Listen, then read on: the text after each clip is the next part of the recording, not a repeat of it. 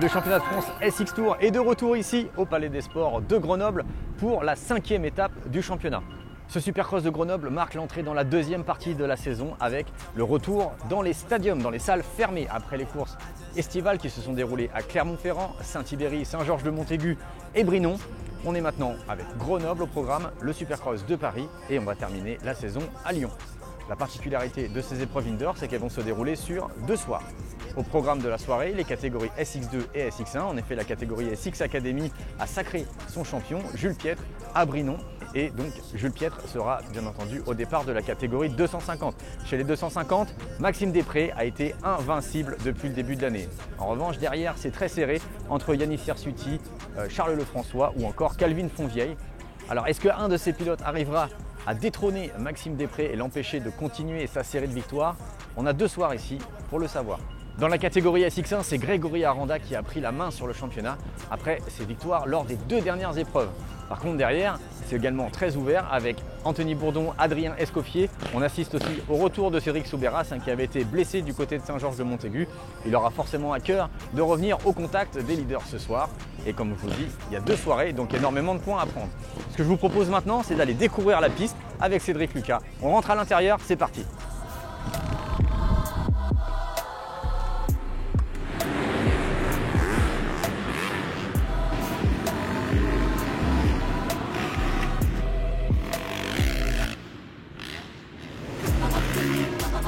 Allez, on l'a retrouvé, Cédric Lucas, bien entendu, au milieu de la piste. Cédric, ça faisait depuis 2014 que le Palais des Sports de Grenoble n'avait pas accueilli le Supercross. Ça fait plaisir de revenir dans ce chaudron. Ouais, carrément, c'est vrai que c'est long. Le temps passe très vite en fait, on s'en rend pas compte. Et puis là, 9 ans, c'est vrai qu'on s'en rendait pas compte. Et c'est vraiment un plaisir d'être là. Il y a quand même une belle salle et c'est dommage de ne pas y retourner, quoi. Alors du coup, parle-nous un petit peu de ce tracé, forcément des contraintes qui sont particulières par rapport à d'habitude. Voilà, parle-nous un petit peu de cette piste. Non, mais ouais, comme toutes les salles, elles ont toutes un peu leurs caractéristiques. Celle-là, elle est entourée d'une piste de vélo. Ouais. Et donc, il faut vraiment faire attention à ça, nous, dans la construction. Donc, il faut vraiment faire attention à ça. Elle est un petit peu arrondie, donc il faut aménager, comme tout le temps. Il faut toujours trouver des solutions les meilleures pour avoir la plus grande piste dans cet espace. Et là, on voit, tous les obstacles du Supercross sont là et je vois un petit obstacle ici, c'est un Dragon Ball qu'on n'avait pas vu de l'année. Ouais, c'est vrai que ça fait un petit peu de temps. Alors après, c'est un obstacle qui est assez spécifique, assez technique, assez coquin. Et là, on avait une belle terre parce que c'est un obstacle qui a quand même tendance à se détruire un petit peu, à se détériorer, pardon. Et du coup, ça demande vraiment de l'entretien pour un suivi par rapport à la sécurité des pilotes. Donc là, la terre était belle, on a dit pourquoi pas là, ça se combine bien par rapport au virage qu'il y a après. On verra ce soir comment ça va se passer. Alors l'endroit du circuit qu'il faut surveiller ce soir, là où tout va se passer, c'est où? Je pense quand même, malgré tout, il va falloir prendre un bon départ, parce que ça reste des salles, donc c'est des petites salles, même si il y avait quand même des beaux linéaires, mais il y a un beau 180, je pense qu'il va falloir être vigilant, parce qu'en se plaçant bien comme il faut au début de l'enchaînement, je pense que celui-là, il va servir. Et non, mais bien passer dans les hoops, sur pareil, ça reste l'arme. Hein. Mais tout dans la soirée, on va surveiller de toute façon pour faire les meilleures combinaisons et que ça se double comme d'habitude. Eh ben, on va aller voir ça tout de suite avec le Bobcat Onboard Lap. C'est parti! Allez, c'est parti pour le Bobcat Onboard Lap avec Jordi Tixier.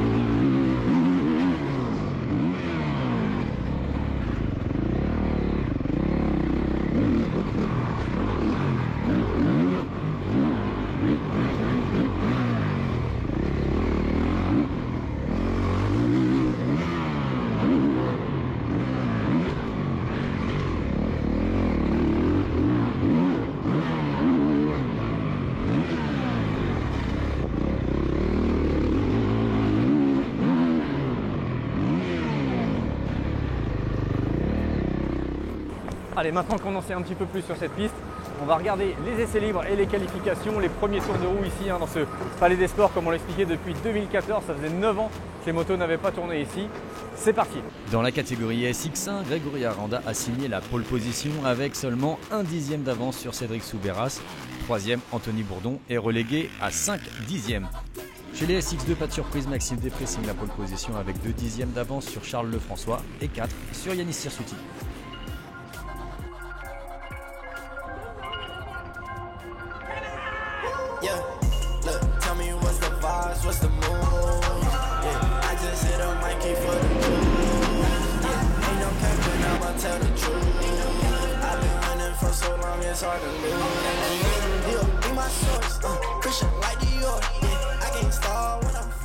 Allez, la soirée est lancée maintenant à Grenoble. Place au sport, aux résultats sportifs.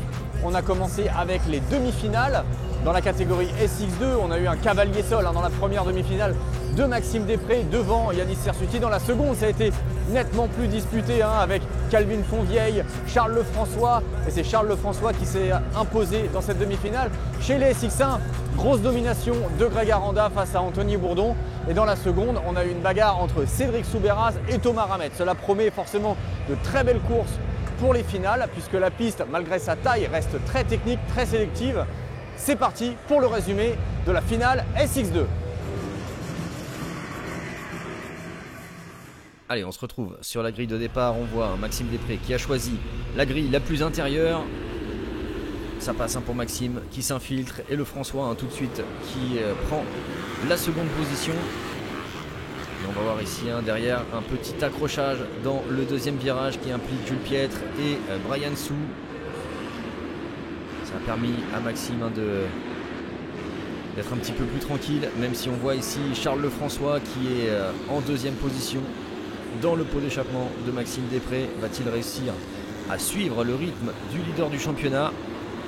Ça va être en tout cas l'objectif pour la Honda numéro 225 ici à l'image. Maxime tout de suite qui sort les combinaisons les plus rapides dans l'enchaînement avec ce gros triple sur table. Maxime Després, on le rappelle, invaincu depuis le début de la saison. 4 victoires en 4 finales. Et ça semble bien parti pour une 5e victoire ce soir pour Maxime. Allez, on voit ici Calvin Fonvieille aux prises avec la Starkvarg de Tomado. Thomas qui va tenter de s'infiltrer ici à l'intérieur et Calvin Fonvieille qui se fait également doubler par Pierre Lodi et sa Kawasaki. Compliqué pour Calvin Fonvieille qui repère une autre position avec une attaque d'Alex Poulain ici sur la Honda numéro 300. Et Charles Lefrançois qui tient fermement sa seconde position, même s'il n'a pas été en mesure d'aller inquiéter Maxime Després. Il tient bon, il marque des gros points une nouvelle fois, il score toujours gros, toujours présent.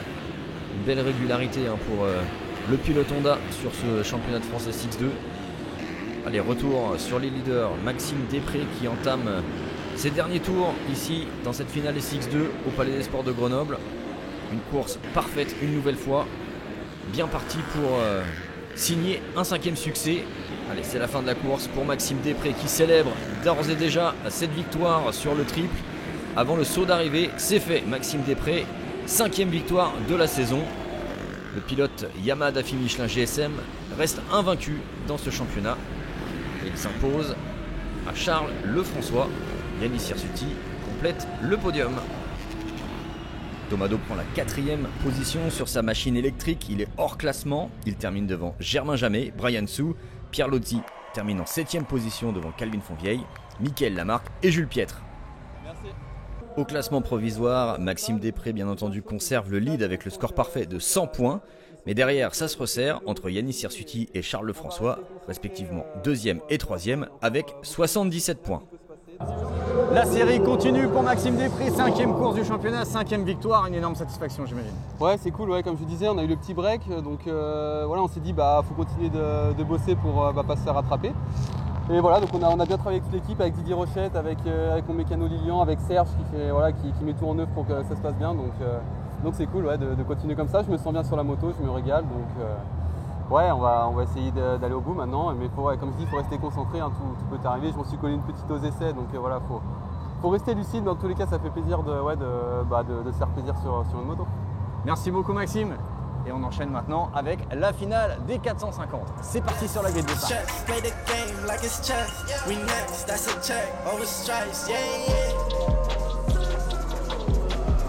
Allez, c'est parti derrière la grille de départ de cette finale SX1. Excellente sortie de grille de Thomas Ramette et de Grégory Aranda ici qui prend tout de suite les commandes de cette finale devant Anthony Bourdon. Cédric Soubeyras bien placé en 3e position. Thomas Ramette qui attaque dans l'intérieur. Allez, ça attaque fort directement pour Cédric Soubeyras qui s'empare de la 2e position sur Anthony Bourdon qui se retrouve maintenant sous la menace de Thomas Ramette. Cédric Soubeyras qui va effectuer un début de course très agressif. On le voit ici, le pilote Honda tout de suite dans la roue arrière de Greg Aranda. Ça passe très fort dans les whoops pour Soubeyras qui va se présenter ici à l'extérieur. Ça recoupe intérieur. Malheureusement, pas assez de vitesse ici sur le triple et chute de Cédric Soubeyras dans l'enchaînement. Et Ramette qui est une victime collatérale de ce crash impressionnant de Thomas Ramette qui laisse bien entendu Grégory Aranda seul en tête. On le voit, Cédric Soubeyras, ça va être l'abandon pour le pilote Honda, extrêmement frustré. Et Ramette, plus de peur que de mal. Le pilote Yamaha remonte sur sa moto. On perd déjà 2 hommes forts dans cette finale à SX1 ici à Grenoble. Et Grégory Aranda qui se retrouve bien seul en tête avec Anthony Bourdon un petit peu distancé. Et Escoffier ici qui va commettre une faute dans la lutte pour la 3e position. La 3e position qui est la possession pour l'instant de Lucas Humbert. Alors que derrière, il y a une bagarre qui s'installe ici entre Escoffier qui va prendre l'avantage sur Lucas Humbert et Jordi Tixier qui est en embuscade, qui s'infiltre ici à l'intérieur sur Humbert lui aussi. Jordi Tixier qui a repris la position et qui va essayer de s'attaquer maintenant à Adrien Escoffier. Et le pilote Honda qu'on retrouve sur le championnat du monde qui a fait du supercross sa priorité cette année. Il est venu ici à Grenoble pour prendre de l'expérience, faire des tours, travailler son physique, sa technique. Et on le voit ici dans les whoops, un petit peu juste encore Jordi. Allez, la jonction est refaite maintenant pour Tixier sur Escoffier. Escoffier, on le rappelle, qui a fait une très bonne entame de saison. Il a même été ponctuellement leader du championnat. Et Tixier qui attaque ici à l'intérieur et qui commet une erreur. Chute de Jordi Tixier. Jordi Tixier, ça va être compliqué de repartir. Vous voyez, son levier d'embrayage est cassé. Malheureusement, très compliqué de repartir dans ces conditions. Ça va être l'abandon pour Jordi dans cette finale SX1. Et devant Grégory Aranda qui enchaîne les tours. Il revient maintenant sur les pilotes retardataires. On le voit ici revenir sur Lucas Humbert qui était pourtant en 5e position tout à l'heure. Et Grégory Aranda qui va s'envoler vers une probable nouvelle victoire et qui va conforter un peu plus son avance au championnat, parce qu'on voit que Anthony Bourdon est loin derrière. Très bien placé au classement provisoire en 2e position. Allez, le petit wheel tap ici pour Grégory Aranda qui se fait plaisir. Et ça va passer. Il demande au public de l'encourager. Le saut d'arrivée négocié à une seule main. Bien joué Greg. Nouvelle victoire dans ce championnat. Anthony Bourdon qui prend la 2e place. Et Adrien Escoffier complète le podium. Allez, on s'attarde un petit peu sur les résultats avec la 4e place de Jason Clermont, la 5e place de Boris Maillard, le revenant sur sa 450 Suzuki. Il termine devant Lucas Humbert, Lorenzo Camporese, Enzo Polias, Adrien Malaval et Jordi Tixier classé en 10e position. Le classement de cette finale de Grenoble respecte le classement provisoire avec Grégory Aranda toujours leader avec 83 points, Anthony Bourdon en 2e position avec 69 points, Adrien Escoffier reste au contact avec 56 points, derrière Lucas Humbert en 4e place, commence déjà à être un petit peu décroché avec seulement 51 points. Bon Greg, la dernière fois qu'on est venu ici c'était en 2014 et tu étais exactement au même endroit sur la première marche du podium. Ouais. Quelle longévité j'ai envie de te dire. Ah c'est clair, je crois même que j'avais gagné le concours de whip à la rampe donc, à l'époque. Et ouais, non, c'est cool. Voilà, il s'est passé beaucoup de choses depuis. Mais je me suis remis au boulot et je pense que j'ai retrouvé mon meilleur niveau. Le team me suit à bloc. Comme je disais, on a eu un mois de pause et on n'a pas chômé. On a bossé sur la moto. On a essayé de trouver encore des trucs avec les suspensions, le moteur. Merci à tout le monde, tout le team, staff. DJ Rochette qui est derrière nous à bloc. Franchement, on se régale. On passe des moments de fou avec les autres pilotes, avec Tom et Max. Donc voilà, que de mieux. On est récompensé ce soir par 2 victoires en 2,5, en 4,5. Je pense que voilà, le team est content. Nous, on est plus que contents, donc c'est top. Et ouais, mais d'habitude, après le podium, on peut faire un peu la fête, on peut en profiter. Mais là, demain, c'est reparti pour un tour. Parce qu'il y a 2 soirs ici à Grenoble et sur le reste de la saison. Ouais, il va falloir être vigilant. La piste est assez piégeuse. On a pu le voir, il y a eu pas mal de chutes. Et voilà, il reste demain soir. Mais ce soir, c'est déjà passé. Et puis voilà, on donne le meilleur. On reste concentré sur les objectifs et c'est top.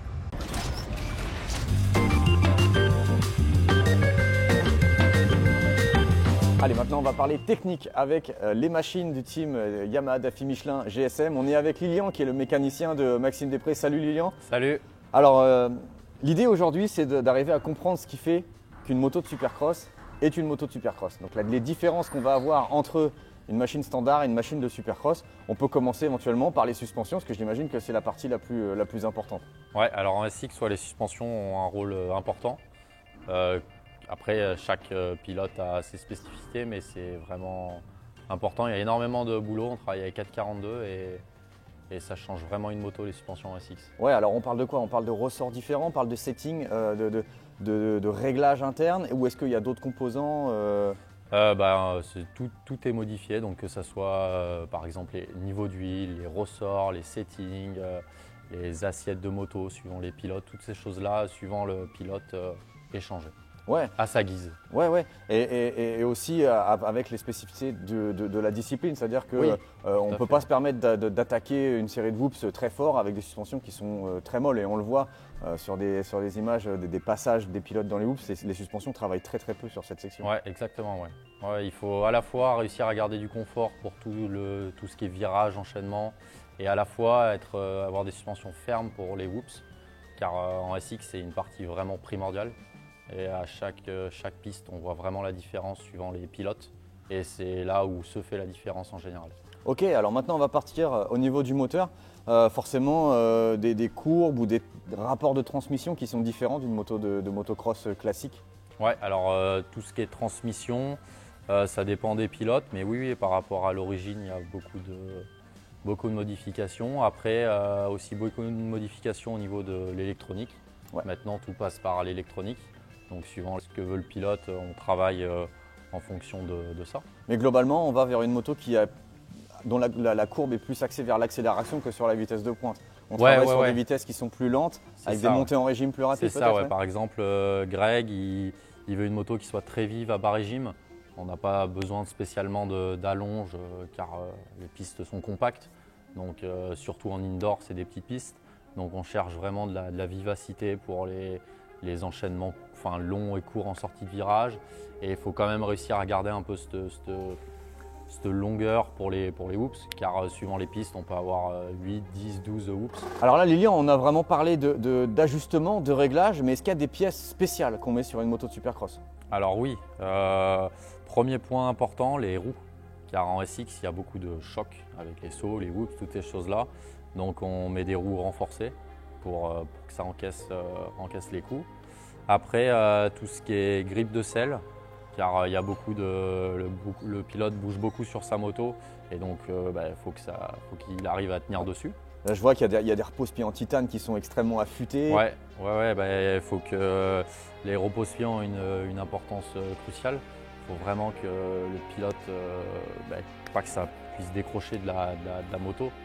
Donc très, très important, et ça change aussi un petit peu la position des pieds. Donc, Au niveau des réglages, c'est vrai qu'en motocross, des fois, on essaye d'avoir une moto qui est un peu plus basse de l'arrière, une moto qui est peut-être un peu plus longue pour être dans les ornières. Ouais. Là, en supercross, ça va être, j'imagine, des réglages complètement là, on différents. cherche à avoir une moto relativement courte, parce que c'est des virages souvent serrés, relativement courte, avec une assiette relativement neutre, pas trop en arrière, pas trop en avant, pour que dans tout ce qui est enchaînement, la moto soit droite et pas trop que l'assiette soit le plus droite possible. Et puis après, ouais, aussi les whoops. On en revient toujours un peu au même sujet. Les whoops en SX, c'est... Bon, bah, on le voit, hein, ces machines, elles sont voilà, extrêmement bien préparées. On voit qu'il y a beaucoup de pièces, beaucoup d'attention, de petits détails, de la visserie en titane, des petites pièces. On essaie de gagner un petit peu de poids, mais il y a énormément de développement aussi sur ces machines. À quel point c'est important quand on est mécanicien et qu'on essaie d'augmenter les performances de la moto, d'avoir une bonne relation avec son pilote? Alors c'est très important parce que déjà là, il faut avoir de la confiance avec son pilote. Il faut qu'il monte sur la moto et qu'il soit 100% sûr qu'on ait bien travaillé pour que ça performe. Et puis après, il y a énormément de temps passé ensemble à l'entraînement pour apprendre à se connaître, comment le pilote fonctionne, comment le mécano fonctionne. Enfin, travailler ensemble. Entre deux courses, on démonte la moto complètement. Il faut que quand il remonte sur la moto, le pilote ne s'en rende pas compte. Donc tous les leviers bien positionnés. En fait, le mécano et le pilote se connaissent au mieux possible. Ouais, c'est un vrai binôme, c'est un vrai travail d'équipe. Est-ce qu'il y a des différences dans la préparation d'une 250 ou d'une 450? J'imagine qu'une 450, le moteur, il n'y a pas besoin d'en faire grand chose, alors qu'une 2,5, il y a peut-être besoin d'aller chercher plus la perf? Ouais, non, sur les 450, on est plus sur de la mise au point suivant le pilote. Et après, au niveau des 2,5, il y a énormément de boulot pour avoir une moto compétitive. D'origine, c'est un petit peu l'Edge. Donc il y a énormément de temps pour passé. La discipline, hein, bien pour entendu. La discipline, ouais, tout à fait, pour la discipline. Et donc il y a beaucoup de temps passé sur le développement de la moto, avec le pilote, avec le préparateur, toutes ces choses-là pour vraiment avoir une moto performante et fiable aussi. Ouais, et là on voit qu'il y a beaucoup d'électronique. Enfin, c'est un peu une usine à gaz la moto de Maxime cette année. Ouais. Les repose-pieds, les doubles repose-pieds, c'est vraiment une moto qui a été construite presque sur mesure pour lui, quoi. C'est ça, autour de lui, en accord avec lui pour performer au maximum. Ok. Bah écoute, merci beaucoup Lilian pour toutes ces informations techniques. Et nous, on va enchaîner avec le programme de cette deuxième soirée pour le Supercross de Grenoble. C'est parti!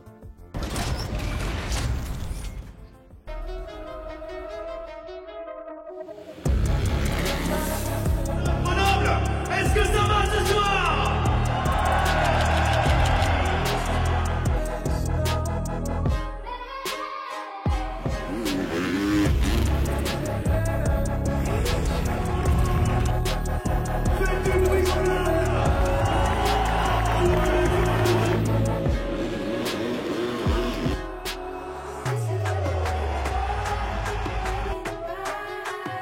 Et la soirée démarre très fort ici à Grenoble pour cette deuxième journée de compétition. On a assisté aux demi-finales, elles ont été très mouvementées dans la catégorie SX2 avec la chute sur casse mécanique pour Maxime Després qui va devoir s'aligner sur la grille de départ du repêchage ici qui va se tenir juste derrière moi. Victoire donc de Kelvin Fonvieille devant Charles Lefrançois. Dans l'autre demi-finale, Yannis Hirsuti s'est imposé à Brian Chou et à Thomas Do. Et chez les SX1, la première demi-finale a été remportée par Cédric Souberas. Il s'impose devant Anthony Bourdon et Thomas Ramet. Et dans la seconde demi-finale, Grégory Aranda s'impose devant Jordi Tixier et Boris Maillard. Maintenant, place aux grandes finales. C'est parti!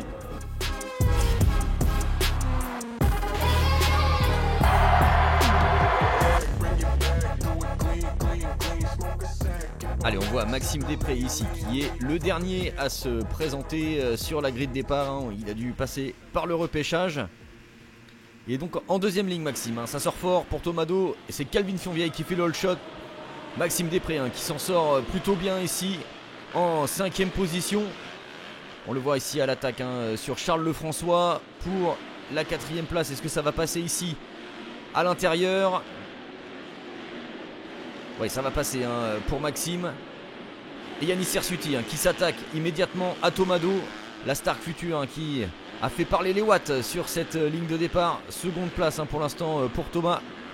Est-ce qu'il va être capable de signer son premier podium en SX Tour sur cette machine électrique?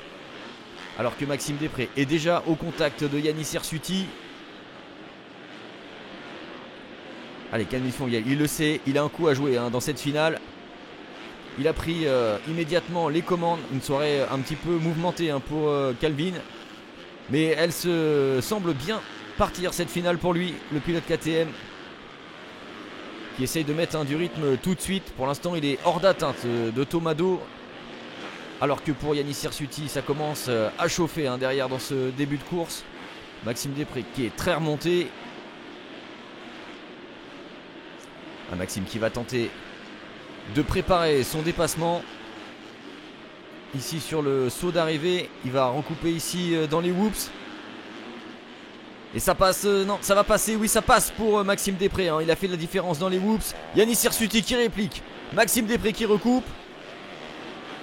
C'est fait, hein, pour le pilote Yamaha, il a vraiment fait la différence dans les whoops, on l'a vu, hein, 2 techniques différentes. Maxime Després qui a dribblé la série pendant que Yanis Hirsuti la sautait. Yanis Hirsuti qui tente, hein, de recouper ici, de reprendre la 3e place de cette finale. Elle n'y parvient pas, hein, pour le moment. Maxime Després a très bien protégé ici sa trajectoire. Et c'est compliqué de trouver des solutions sur une piste aussi étroite, hein. Forcément, il faut prendre des risques, il faut s'écarter, il faut perdre du temps pour pouvoir espérer tenter quelque chose. On le voit ici, hein, privilégier la trace intérieure. Ah, ça paye, hein. Il reste au contact, il se montre, il met la pression sur Maxime, alors que Tomado commence un petit peu à baisser de rythme, hein. Et là il va se retrouver sous la menace de Maxime. Est-ce que Thomas va pouvoir résister au retour du leader du championnat? On le rappelle, hein, invaincu depuis le début de la saison, 5 finales de disputées et 5 victoires pour Maxime Després. Calvin Fonvieille qui a pris quelques mètres d'avance sur Thomas, hein, qui fait une petite erreur ici dans les whoops. Maxime Després qui décale, il va en profiter ici. Non, ça ne passe pas encore, hein, pour le pilote Yamaha. Ah, il va sûrement retenter quelque chose très rapidement. En tout cas, il maintient son effort, il maintient la pression sur la Stark. Et ici, il s'impose ici à l'intérieur. Très beau dépassement. Et ce n'est pas fini pour Tomado, les problèmes continuent, puisque regardez, Yanis Hirsuti, hein, qui revient immédiatement sur la Stark.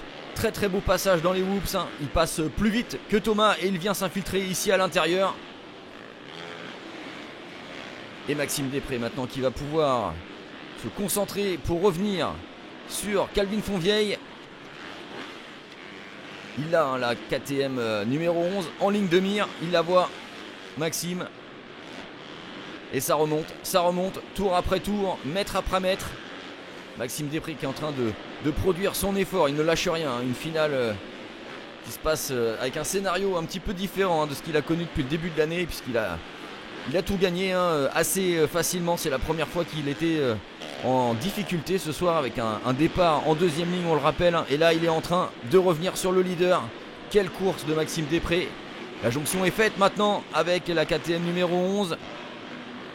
Ce n'est qu'une question de temps et on le voit ici sur le saut d'arrivée, se décaler, prendre l'intérieur. Il s'impose, Maxime Després, nouveau leader de cette finale SX2. Est-ce que Calvin Fonvieille sera en mesure de répliquer? Ah, ça semble compliqué, j'ai l'impression que Calvin Fonvieille est déjà à son rythme maximum et qu'il n'a rien pu faire, hein, pour contrer le retour de Després.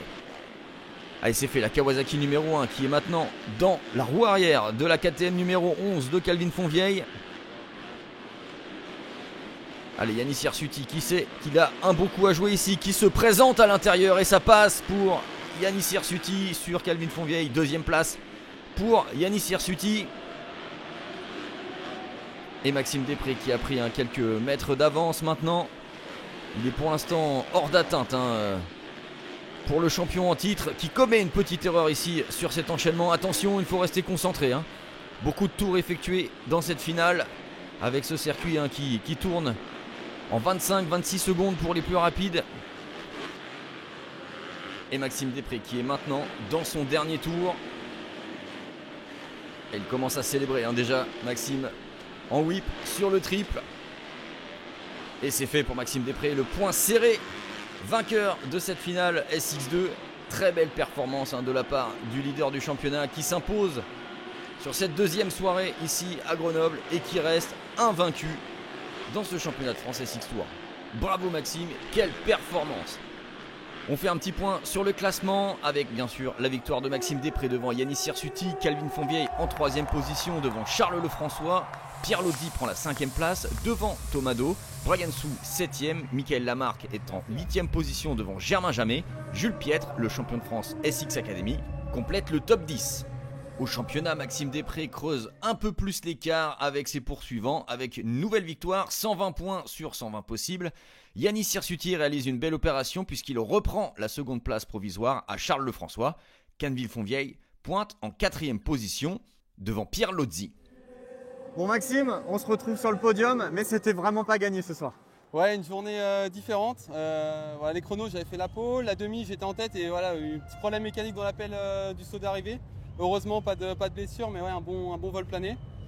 Et voilà, après, passer par le repêchage, ouais, c'est toujours un peu délicat. C'est délicat parce que tu es face à des pilotes qui vraiment jouent leur soirée. Jouent la qualif, donc voilà, j'ai réussi à mener mon épingle du jeu. Et voilà, la finale, départ en 2e ligne. Donc voilà, comme j'ai dit, j'avais rien à perdre. Donc voilà, je me suis pas affolé. J'ai réussi à bien me faufiler dès le début.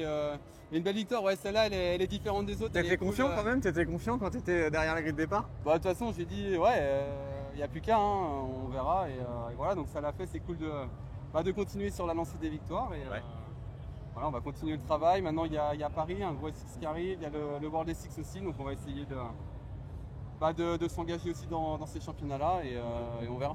Et 6 sur 6 pour toi Maxime, encore une fois, invaincu. Maxime Després, vainqueur de la finale SX2 et nous, on se dirige vers la grille de départ de la finale SX1. Allez, les pilotes prennent leur place ici pour la dernière fois dans le Palais des Sports de Grenoble pour cette grande finale SX1. Cédric Soubeyras qui a choisi la première grille intérieure, qui fait une très bonne sortie de grille. Grégory Aranda aussi, ça joue des coudes dans le premier Dragon Back qui va faire le all shot. C'est Cédric Soubeyras, Grégory Aranda juste derrière. Alors que ça se passe pas très bien pour Adrien Escoffier qui se retrouve au sol dès le premier virage. Cédric Soubeyras immédiatement sous pression de Greg Aranda. Il va falloir tenir bon pour Cédric qui ne s'est pas retrouvé dans cette situation en SX Tour depuis longtemps. Le champion en titre qui a connu une saison assez compliquée. C'est l'occasion ce soir de briller à nouveau dans ce championnat. Mais en face de lui, il a l'ogre du moment, Greg Aranda, qui gagne tout depuis Saint-Georges-de-Montaigu. Le leader du championnat qui ne compte pas laisser échapper une victoire ce soir à Grenoble. Mais Cédric Soubeyras qui est fermement motivé pour ouvrir son compteur de victoire cette année. Allez, Grégory Aranda qui est poursuivi par Thomas Ramette et Anthony Bourdon. Alors qu'on voit ici Jordi Tixier en difficulté. Petite erreur dans les whoops pour le pilote Honda. Oh, et ça chute ici pour Thomas Ramette qui perd l'avant dans ce virage relevé. Un week-end compliqué pour Thomas, victime d'une chute impressionnante hier en finale. Et c'est pas sur cette finale qu'il va se rattraper. Dommage pour le sympathique pilote du team Yamaha FIGSM. Allez, Jordi Tixier qui essaye de revenir maintenant sur Jason Clermont. Alors que ça tient devant pour Cédric Soubeyras, même si Grégory Aranda est toujours présent dans l'ombre de la Honda numéro 85.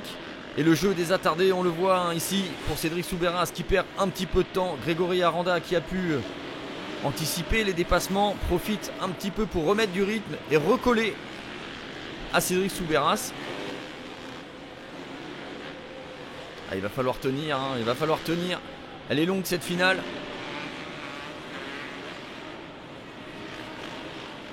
Et on voit deux techniques différentes pour le passage des whoops. Cédric Soubeyras qui les dribble, Grégory Aranda qui les saute. Chacun pense bien entendu avoir la meilleure méthode. Pour l'instant, c'est Cédric Soubeyras qui reste devant. Et on voit Anthony Bourdon ici en 3e position, un petit peu esselé. Et il a le privilège de pouvoir choisir ses lignes.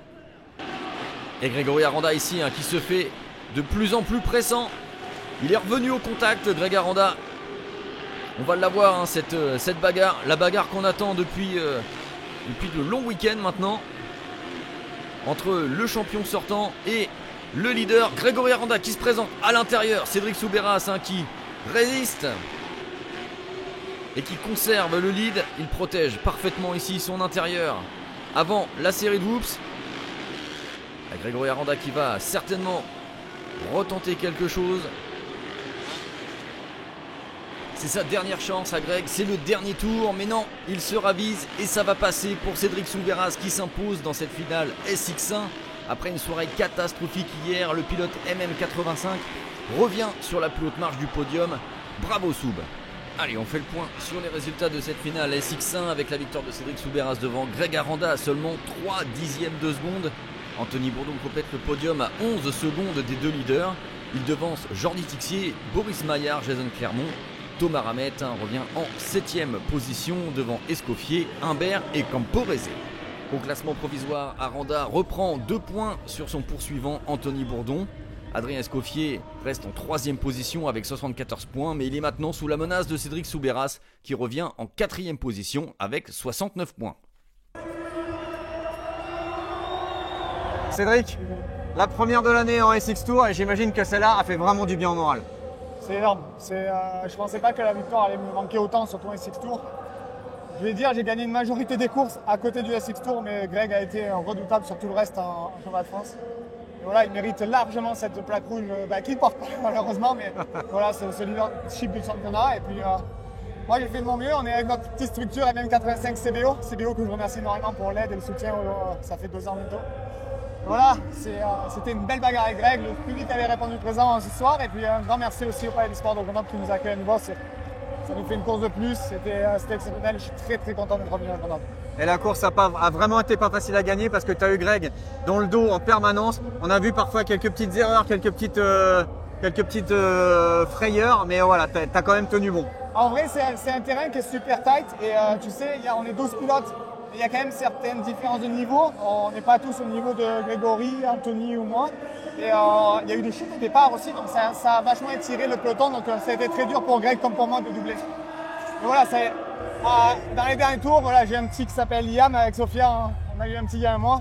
Et je me suis dit, je peux pas lâcher, faut que je ramène cette plaque numéro 1 quand même. Félicitations pour ton nouveau statut de papa et pour ton statut de vainqueur aujourd'hui. Merci de nous avoir suivis et nous, on se retrouve les 18 et 19 novembre à Paris. Ciao et à bientôt!